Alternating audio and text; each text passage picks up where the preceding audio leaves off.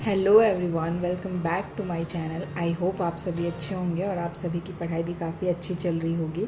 तो अभी सुबह के 7:30 हो रहे थे और आज बारिश भी हुई थी और मैं लाइब्रेरी जाने के लिए निकल गई थी।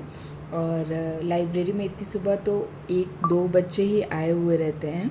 तो यहाँ पे मैं अपना जो भी आज का पढ़ने का सेशन था वही निकाल रही थी और अभी तो कुछ टाइम यही चलने वाला है।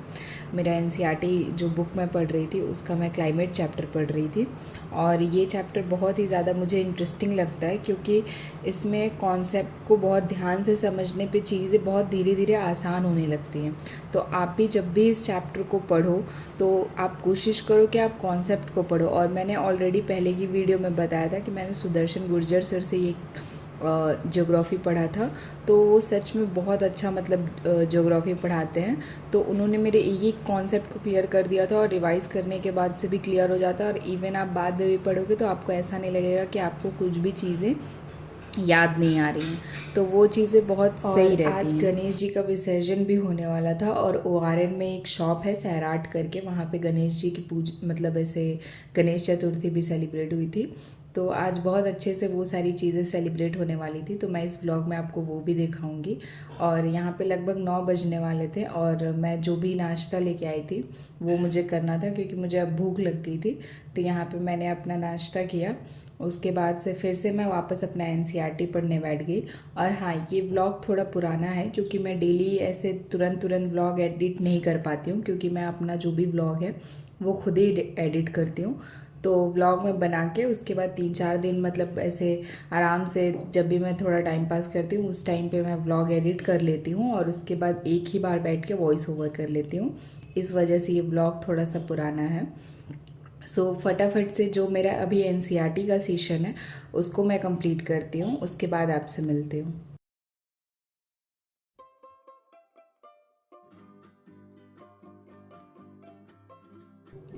एनसीईआरटी बुक पढ़ने के बाद से जो मेरे नोट्स थे उसमें से भी मैं रिवाइज़ कर रही थी, देख रही थी कि मतलब कुछ ऐसा तो है नहीं, या फिर उसमें भी एनसीईआरटी में मुझे कुछ दिखता है तो मैं उसको नोट कर लेती हूँ। तो फटाफट से मैं यहाँ पे अपना जो भी नोट्स है उसको एक बार ऐसे रीडिंग कर रही थी, गो थ्रू कर रही थी, ताकि कोई चीज़ें मेरे से मिस ना हो या कुछ मुझे समझ नहीं भी आ रहा था तो वो भी मुझे यहाँ से थोड़ा समझ में आ जा रहा था।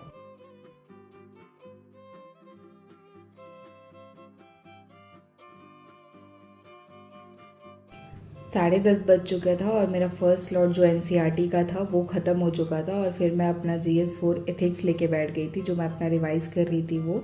और इसमें यहाँ से आप मेरी एक गलती से ये सीख सकते हो कि जब मैं लेक्चर कर रही थी तभी मैं पढ़ तो रही थी बट मेरे एग्ज़ाम्स के चक्कर में मैं इसको ढंग से नहीं पढ़ी, या फिर वो मेरी गलती है। एग्ज़ाम्स था ये नहीं मैटर करता, मैटर ये है कि मैंने ध्यान से नहीं पढ़ा और इस वजह से मुझे अभी फिर से इधर 10-15 दिन दे के अपना ये जो नोट्स है वो रिवाइज़ करना पड़ रहा है क्योंकि ये 268 पेजेस के नोट्स हैं और इसको पढ़ने में टाइम लगता है। मतलब 10 पेज हम ज़्यादा से ज़्यादा 1 घंटे 20 मतलब 1.5 घंटे तो लग ही जाते हैं। तो इस वजह से आप कभी भी ऐसे चीज़ें पढ़ो तो उसको यही समझ के पढ़ो कि नहीं मुझे अभी ही इसको अच्छे से समझ के ख़त्म करना है। तो ये गलती आप रिवाइज़ नहीं मतलब मेरी तरह ये गलती आप दोहराओगे नहीं। क्योंकि मैं व्लॉग बना रही हूँ उसका ये मतलब नहीं है कि मेरी स्ट्रैटेजी बिल्कुल सही है या फिर मैं आप लोगों को एकदम इसका अच्छी अच्छी चीज़ें ही दिखाऊं कि बहुत, लेकिन इसके रिपरकेशंस भी बहुत होते हैं इस एग्ज़ाम्स में जो हम गलतियाँ करते हैं। तो प्लीज़ आप ये मत दोहराना।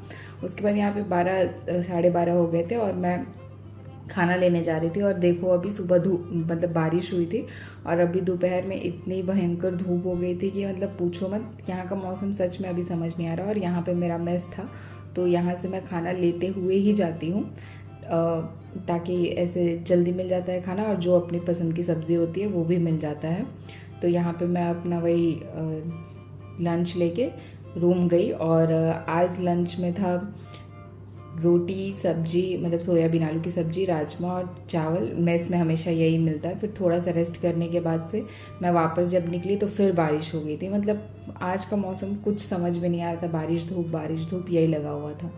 उसके बाद से फिर मैं अपना वही मेरा एथिक्स अभी कंप्लीट नहीं हुआ था और आज एथिक्स में मैं ह्यूमन वैल्यूज़ पढ़ रही थी और ह्यूमन वर्सेस बिलीव्स का डिफरेंस और वैल्यूज़ वर्सेस एटीट्यूड का डिफरेंस, ये सारी चीज़ें मैं पढ़ रही थी। तो ये फटाफट से मैं अब कंप्लीट करती हूँ फिर आपसे मिलती हूँ।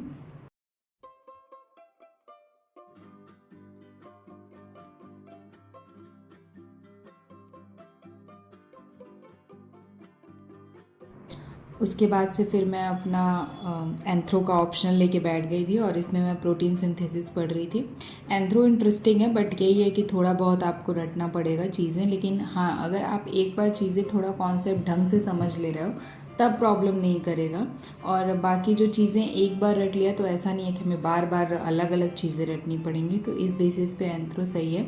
तो बस जब भी जिस टाइम पढ़ रहे हो पहली बार, उस टाइम काफ़ी अच्छे से अपना लेक्चर जो है वो ध्यान से पढ़ लो, तो चीज़ें मतलब सॉर्टेड हो जाती हैं। लेक्चर नोट्स अच्छे से कर लो और कॉन्सेप्ट थोड़ा क्लियर कर लो। तो यहाँ पे मैं अपना वही एंथ्रो का लेक्चर लगा रही थी।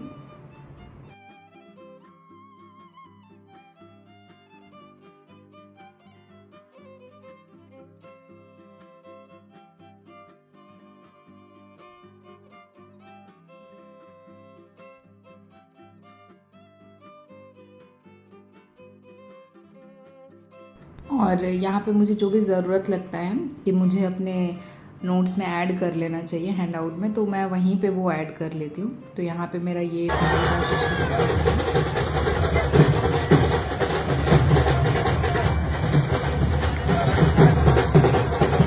ये गणेश जी के विसर्जन का कुछ क्लिप्स है, आप लोग इन्जॉय करें।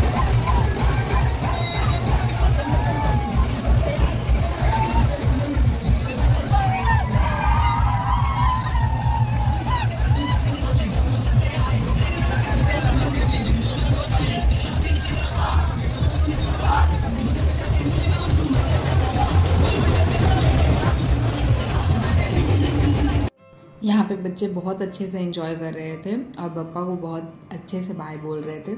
बहुत अच्छा लगा था यहाँ पे।